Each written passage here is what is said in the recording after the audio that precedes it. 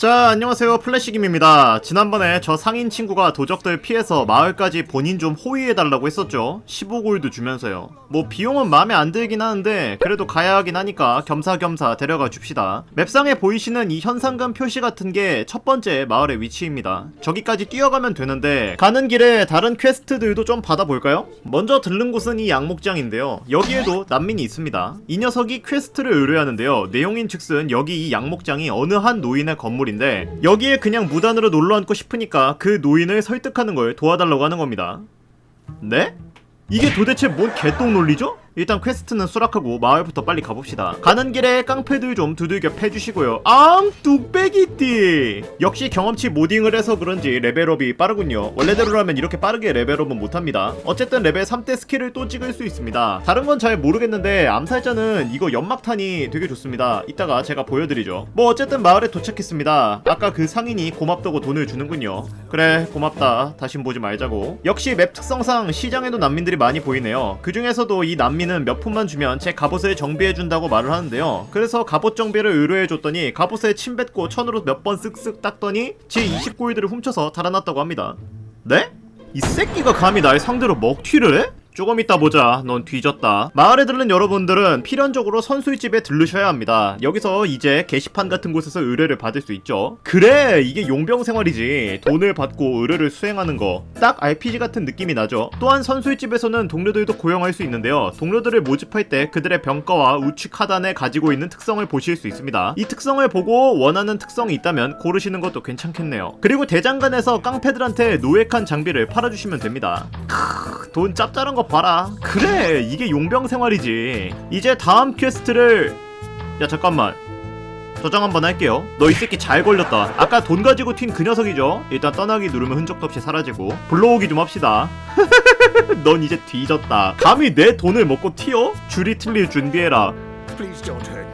응, 절대 안 돼. 뒤져 이 새끼야. 좋았어. 원래 골드 20골드에 훔친 골드 27골드에서 2배 이상 수익을 받습니다. 내 돈을 훔치고 달아날 수 있을 거라 생각했냐? 어림도 없지. 중세시대의 용병단 상대로 사기를 치면 바로 뚝배기 깨지는 거야. 자, 어쨌든 이 맵을 봐주십시오. 맵에 보시면 보라색 원이 그려진 곳이 있고 현상금 표시 같은 곳이 있죠. 보라색 원이 메인 퀘스트고요. 현상금 표시가 저희들이 아까 받아놓은 의뢰입니다. 여러분들은 보라색 원을 따라 퀘스트를 진행하다 보면 틀림없이 어느 구간에서 막히게 될 겁니다. 그래서 용병 의뢰를 받으면서 돈을 벌고 도적들을 때려 패서 장비를 파밍하셔야 합니다. 그렇게 용병단을 강화시켜서 퀘스트를 깨는 게 이 게임의 기본이에요. 뭔가 순서가 약간 반대 같기도 하죠? 하지만 익숙해지셔야 합니다. 이 게임의 룰이 그렇거든요. 바로 명존세를 먹여줍니다. 잠깐만요, 밑에 난민들이 있네요. 대화를 걸어보니 이것들이 싸움을 걸어옵니다.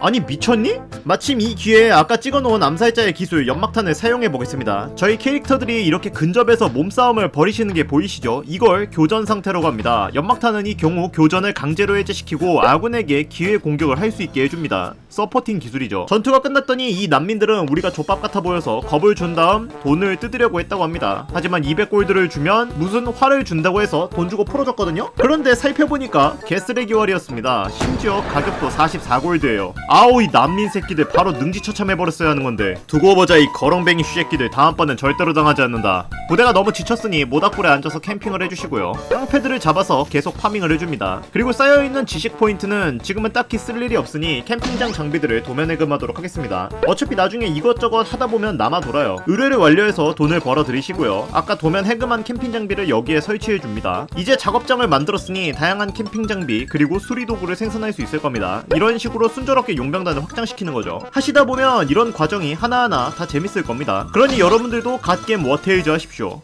자, 이제 메인 퀘스트를 깨볼까요? 아까 전에 말씀드렸던 양목장 노인한테 와봤습니다. 내용인 즉슨 저한테 의뢰를 했던 그 여자 난민이 말하길 영감탱이 어차피 넌 어부니까 목장 따위 필요 없잖아. 그냥 우리가 눌러앉게 해줘 라고 말하거든요? 근데 노인은 그런 게 뭔 상관이냐? 난 내 재산을 마음대로 할 권리가 있다 라고 말을 합니다. 역시 영감님 인생을 산 짬밥이 있어서 그런지 팩트로 두들겨 패시는군요. 아니, 그보다 이딴 게 메인 퀘스트라고요? 누가 봐도 난민이 잘못하는 건데 이 난민 새끼를 도와줘야 한다고요? 근데 메인 퀘라 어쩔 어쩔 수 없이 제가 목장을 50골드에 사서 이 난민 새끼한테 넘겨줬습니다. 그냥 난민을 죽여버리는 선택지가 없는 게 아쉽네요. 어쨌든 퀘스트를 완료해서 위쪽에 경험치가 쌓였습니다. 총 합계량이 100인데 이제 20을 얻은 걸 보니 앞으로도 이딴 짓거리를 5번은 해야 하나 보군요. 이쯤에서 눈치챈 분들이 계시겠지만 첫 번째 챕터 퀘스트는 난민들과 시민들의 갈등을 해결하는 것이 주를 이룹니다. 그 과정에서 저희 용병단은 개같이 갈려나가죠. 이 험난한 과정을 이겨내야 하니 동료 2명을 더 모집하겠습니다. 망치병과 궁수를 모집할 거예요. 이쯤에서 동료들의 스테이터스와 스킬을 어떻게 찍어야 하는지 짚어드리죠.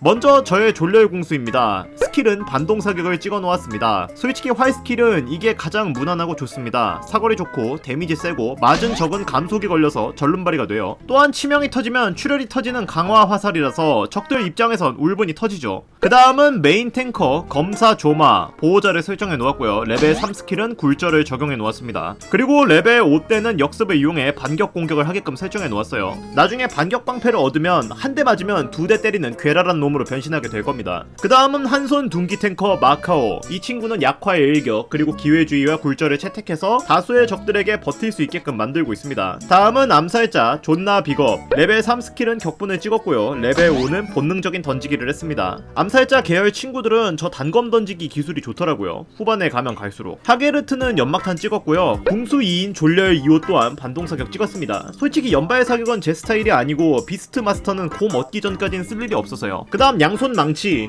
양손 둔기병이죠. 이 친구는 약화의 일격 그리고 3레벨 때 다수의 적을 공격할 시 용맹 포인트를 얻는 가운데 스킬 트리를 적용했습니다. 양손 둔기가 다수의 적들을 많이 때리거든요.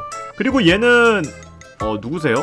조랑말은 진말로 사용할 거기 때문에 건강을 찍었습니다. 건강을 찍으면 운반 능력이 올라가거든요. 일단은 스킬트리 이렇게 찍어 놓았습니다. 게임을 진행할수록 빌드를 차차 늘려나갈 거예요. 그리고 2명의 동료는 아까 만들어 놓은 텐트 안에다 넣어 놓겠습니다. 텐트 안에 동료 한 명당 휴식시 용맹 포인트를 1점씩 생성합니다. 그러고 보니 용맹 포인트도 설명을 드려야 하는군요. 저희들이 싸울 때 캐릭터 창 위에 보시면 주황색 다이아몬드 표시가 있습니다. 이것이 용맹 포인트인데요. 캐릭터의 액티브 스킬을 발동하기 위해서는 이 용맹 포인트를 사용해야 합니다. 그러니까 전투를 유리하게 만들기 위해서는 용맹 포인트를 적절하게 사용해야 한다는 거죠. 다행히 용맹 포인트는 임시적으로도 얻을 수 있습니다. 그런 경우는 이렇게 노란색으로 표시되죠. 이 노란색 용맹 포인트는 전투가 끝나면 사라집니다. 이런 거 놓고 보면 머리 되게 잘 쓰셔야겠죠? 전 여러분들의 두뇌 플레이를 믿습니다. 아, 그러고 보니 아까 저희가 도와줬던 난민 기억하십니까? 네, 저희가 영감님한테 목장을 구입해서 도와준 그 난민이요. 그 친구가 또 우리를 불러요. 그래서 무슨 일인지 궁금해서 가봤는데 목장을 얻게 된 건 좋은데 이 목장 너무 낡았대요. 그래서 리모델링 하고 싶으니까 목재 10개만 더 갖다 달라고 합니다.